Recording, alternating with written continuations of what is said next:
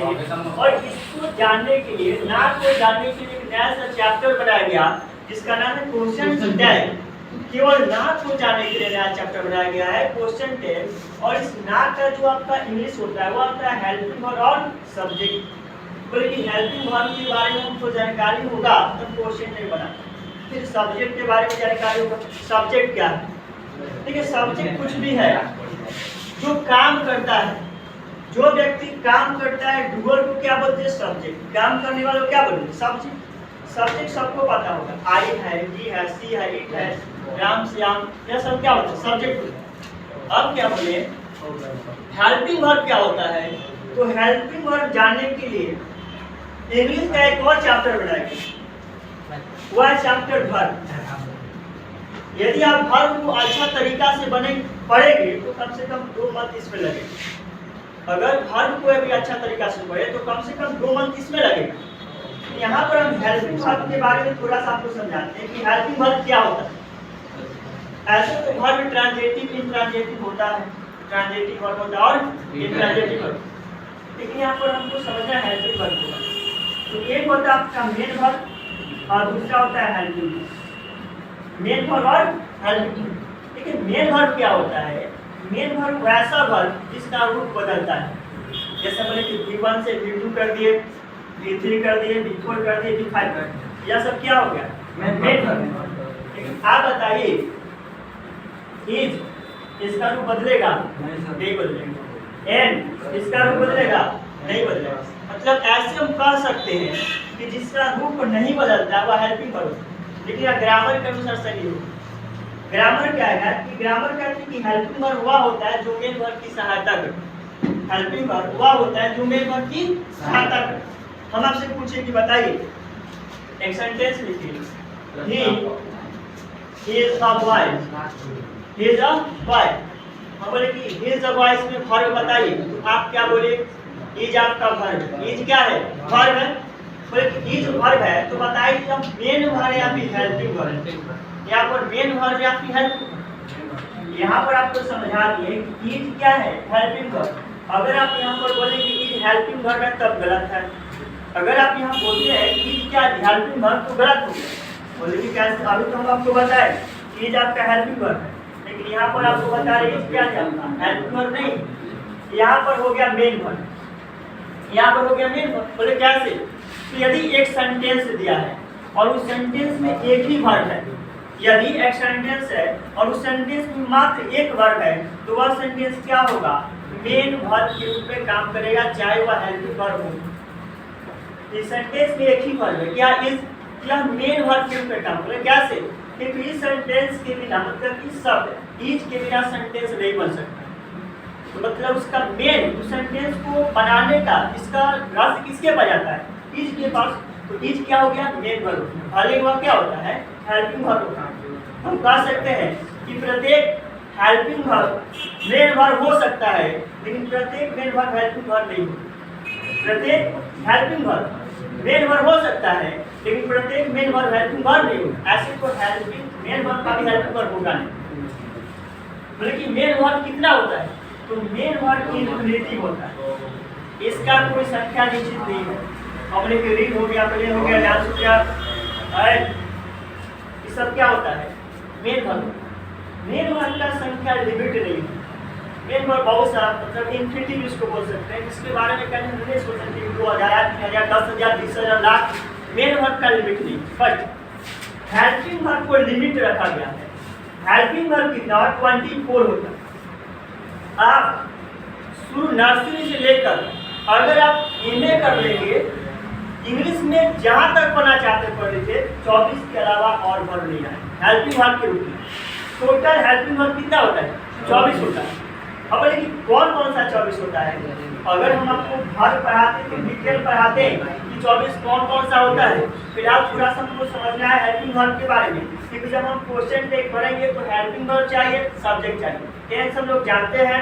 उसके बाद helping verb चाहिए, सब्जेक्ट चाहिए। सब्जेक्ट सबको पता है कि काम करने वाले को क्या बोलते हैं, सब्जेक्ट बोलते हैं। हेल्पिंग वर्ब मतलब जो सहायता करते हैं उसको क्या बोलते हैं, हेल्पिंग वर्ब बोलते हैं। जैसे क्या हो गया, जैसे am, is, are, was, were, do, does, did, have, has, shall, should, can, could, may, must, not, should, did और यूज्ड टू।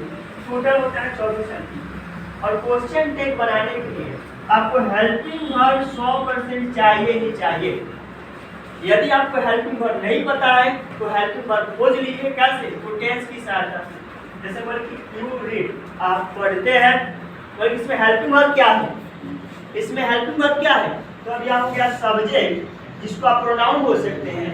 यह हो गया क्या? आपका मेन वर्ब, सब्जेक्ट और मेन वर्ब। हेल्पिंग वर्ब दिखाई नहीं दिया। क्वेश्चन टैग बनाने के लिए क्या चाहिए? Helping verb. जैसे बोले आप पढ़ते हैं, यू रीड, खत्म हो गया, सेंटेंस बन गया। हम अंत में लगा दिए ना।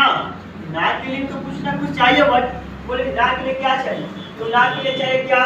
तो चाहिए आपका ना के लिए हेल्पिंग वर्ब और सब्जेक्ट। हेल्पिंग वर्ब और सब्जेक्ट। हमको तो सब्जेक्ट दिखाई दे रहा है बट हेल्पिंग वर्ब दिखाई नहीं दे रहा है, इसलिए हम आपसे बोले कि हेल्पिंग वर्ब जानने के लिए अगर सेंटेंस में नहीं दिया है तो टेंस पढ़ लीजिए। अब चलते हैं टेंस के पास। टेंस से थोड़ा सा पूछ लेते हैं कि आखिर क्रिया के लिए इसमें सहायक क्रिया हेल्पिंग वर्ब क्या है? बोले कि यू रीड। आप जाते हैं, टेंस पता कीजिए। सबसे पहले टेंस पता करिए कि यू रीड कौन सा टेंस? Simple present tense. कौन सा टेंस? सिंपल प्रेजेंट टेंस हो गया।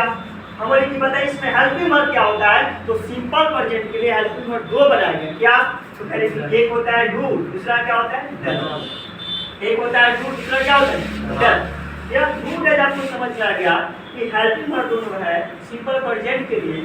यहाँ पर हेल्पिंग वर्ब चाहिए। अब आता है क्या? हेल्पिंग वर्ब में हम डू लिख देंगे या फिर डन लिख देंगे। बोले कि यू के अनुसार सबको पता है डू लगता है। यू के अनुसार क्या लगेगा? डू। तो क्या हम ऐसे भी लिखते हैं डू और यू, तो सही हो गया या फिर गलत? बोले गलत हो गया। क्या हो गया? गलत हो गया। जब क्वेश्चन टैग बनाया गया तो उसका एक सिद्धांत है। क्वेश्चन टैग का एक सिद्धांत है। क्या? ध्यान से समझिएगा, समझ में आएगा। Plus minus, minus plus. Plus minus, minus plus क्या है? तो जब क्वेश्चन टैग आप पढ़ेंगे तो पूरा क्वेश्चन टैग इसी पर आधारित है। अगर प्लस का मतलब अगर सेंटेंस पॉजिटिव है तो क्वेश्चन टैग निगेटिव होगा। Sentence positive, question tag negative. अगर सेंटेंस निगेटिव है, क्वेश्चन टैग क्या होगा? पॉजिटिव होगा। सेंटेंस पॉजिटिव होगा, क्वेश्चन टैग निगेटिव हो जाएगा। सेंटेंस निगेटिव होगा, क्वेश्चन टैग पॉजिटिव होगा। यह पूरा सिद्धांत पर काम करता है शुरू से अंत तक। यही सिद्धांत पर क्वेश्चन टैग काम करेगा। हम अब सेंटेंस को देख कर लगाना चाहते हैं। यू रीड, क्या बोले? यू रीड हमको लगाना है क्या? निगेटिव। कैसे? बोले कि यू रीड या सेंटेंस क्या पॉजिटिव है, क्वेश्चन टैग निगेटिव चाहिए। तो क्वेश्चन टैग में हेल्पिंग वर्ब, टेंस के अनुसार हेल्पिंग वर्ब क्या मिला? डू और डन। यू के अनुसार क्या रहेगा? डू। और डू के साथ नॉट लगाएंगे तो क्या मिलेगा जी? डू नॉट, जिसको शॉर्ट में क्या बोलते हैं? डन। शॉर्ट में क्या बोलेंगे? डन। तो यहाँ पर हम लिखेंगे क्या जी? डन। उसके बाद सब्जेक्ट क्या है? यू। अंत में क्वेश्चन या बनेगा हम लोग का एक क्वेश्चन टैग बने। क्या बने? Question tag. मतलब शुरू से अंत तक जब भी बनाएंगे क्वेश्चन टैग क्या करेंगे? आप सब्जेक्ट अगर सेंटेंस पॉजिटिव होगा तो क्या निगेटिव करेंगे? अगर सेंटेंस निगेटिव है तो टैग पॉजिटिव। अब कभी कभी ऐसे भी आएगा जो सेंटेंस आपको देखने में जाएगा पॉजिटिव है लेकिन वास्तव में वह निगेटिव हो जाएगा। देखने में क्या लगेगा? पॉजिटिव, लेकिन है निगेटिव। बोले कैसे? कुछ ऐसा वर्ड है जो निगेटिव सेंस देता है। जैसे बोले कि नो हो गया, नट हो गया, नो वन हो गया, नथिंग हो गया, फ्री हो गया, लिटिल हो गया, स्कार्सली हो गया, रियली हो गया। ये सब ऐसा वर्ड है, सेल्डम है।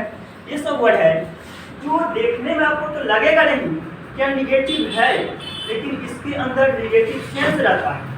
तो अगर ऐसा सेंटेंस दिया होगा कि सेंटेंस में ये सब वर्ड होगा तो क्वेश्चन टैग के रूप में क्या करेंगे? हम पॉजिटिव कर देंगे, क्योंकि नेगेटिव। इस समय क्वेश्चन टैग में पहले आगे हम लोग डीपली पढ़ेंगे। आज हम लोग क्वेश्चन टैग का डिफिनेशन समझ रहे हैं। क्वेश्चन टैग हमको क्या करना है, क्वेश्चन टैग आखिर क्यों बनाया?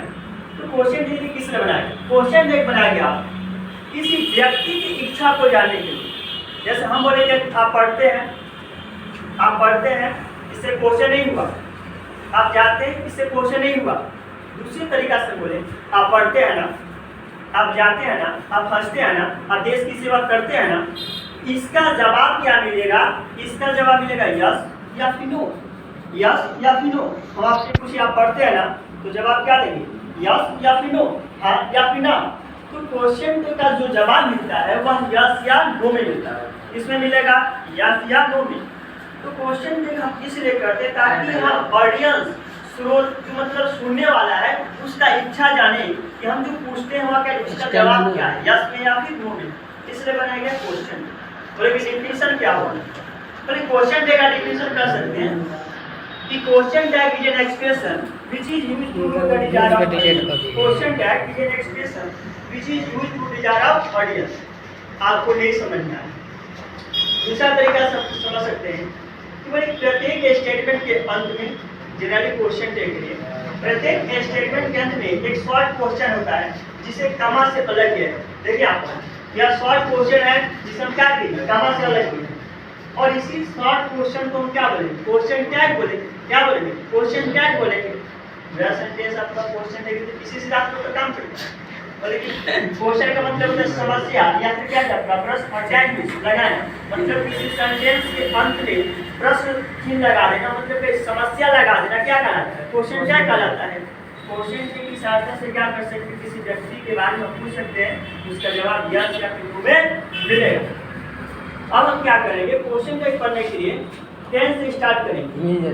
सबसे पहले सिंपल प्रेजेंट स्टार्ट करेंगे और सिंपल प्रेजेंट स्टार्ट करने के बाद देखेंगे सेंटेंस आपका पॉजिटिव है तो क्वेश्चन टैग नेगेटिव होगा, सेंटेंस नेगेटिव होगा तो क्वेश्चन टैग पॉजिटिव होगा। या हुआ इसका क्वेश्चन टैग का क्या डेफिनेशन, क्वेश्चन टैग क्या है, कैसे होता है, फिर हम क्या करेंगे अगले क्लास में क्वेश्चन टैग का एक टाइप पढ़ेंगे, क्वेश्चन टैग कैसे बनता है, आपका पॉजिटिव रहेगा तो नेगेटिव कैसे होगा, नेगेटिव रहेगा तो पॉजिटिव कैसे होगा। आज के